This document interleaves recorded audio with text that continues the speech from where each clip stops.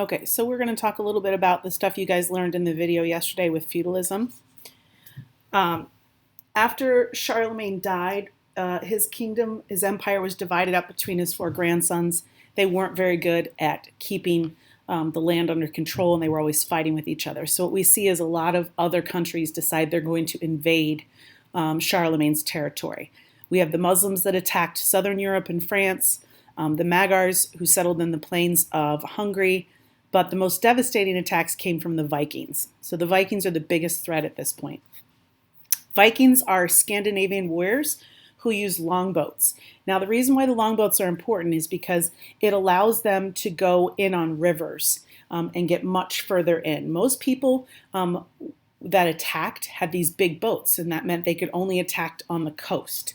But the Vikings had these skinny little ships, so they could go all the way in on the rivers and attack in the middle of the country. And they sacked villages and towns, they destroyed churches, and defeated the local armies. The Frankish rulers feared the Vikings, so they tried bribing them. So the first thing they tried to do was give them money and say, if we give you money, please don't attack us. The problem with that is once you give somebody money and they go away, they're going to come back for more money because they know that you're willing to give it to them. So that's not really going to be an effective idea to get rid of them. So as a result of the invasions, they started to look to the local lords. These are people that own lands and said, will you protect me? And that's where we have this political system known as feudalism. So we've got it up here on kind of a chart. We have the king at the top, and he's going to give land to the great lords, okay? And then the great lords will give land to some less powerful lords. And in order to protect their land, each of those lords are going to hire knights. Okay, the knight's job is to protect the lords and protect the peasants that work the land for the lords. Now, if the knights don't protect the lords, then they don't have a job. If they don't protect the peasants, then they don't get any food. So this is really kind of a system of promises to make sure I'm going to do something for you as long as you do something for me. The knight is somebody who is heavily armored and on a horse. That's what it means when we say cavalry. And they're going to be a big part of what we're studying for about the next 500 years. They had a high degree of social prestige. That means everybody thought they were very, very important, and they kind of formed the backbone of the society at this point.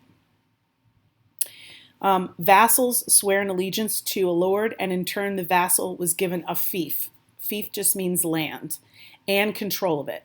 The lord and the vassal relationship came to be known by a set of kind of unwritten rules known as the feudal contract. Vassals had to perform military service, and then the lord gave them land and protection. So you fight in my army, and in return for that, I'm going to give you land. So they had this relationship, again, of give and take.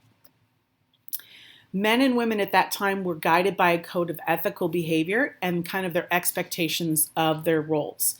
So in Europe during the Middle Ages, society was dominated by the men, and their main concern was warfare. And then we have nobles and knights who attend tournaments, and the tournaments are a series of martial activities such as jousting and sword fighting, wrestling, and it was designed to keep the knights busy during peacetime and for them to demonstrate their fighting skills.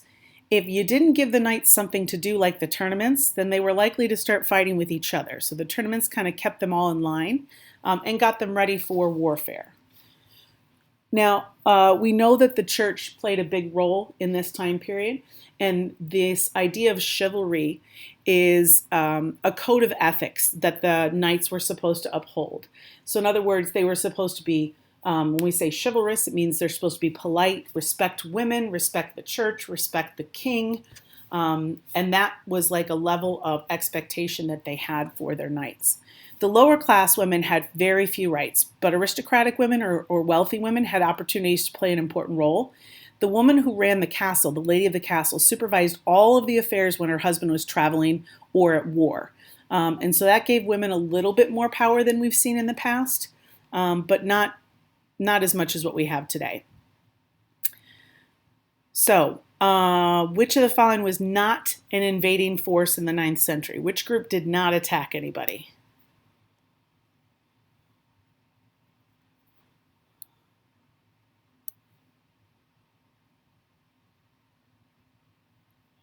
Hopefully you said Egyptians. What provided the most power in the system of feudalism?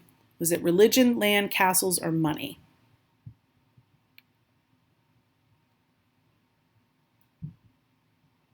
So land was the most powerful part of the system, because if you had land to give, then that meant you had power. And why were European tournaments so important?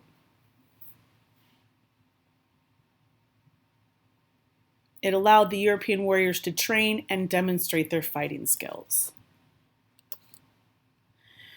Okay, so tomorrow you're going to do a worksheet on feudalism, and you've got the weekend to get that done. It's not due until Monday, but I would recommend getting it done tomorrow so that you don't have to worry about it.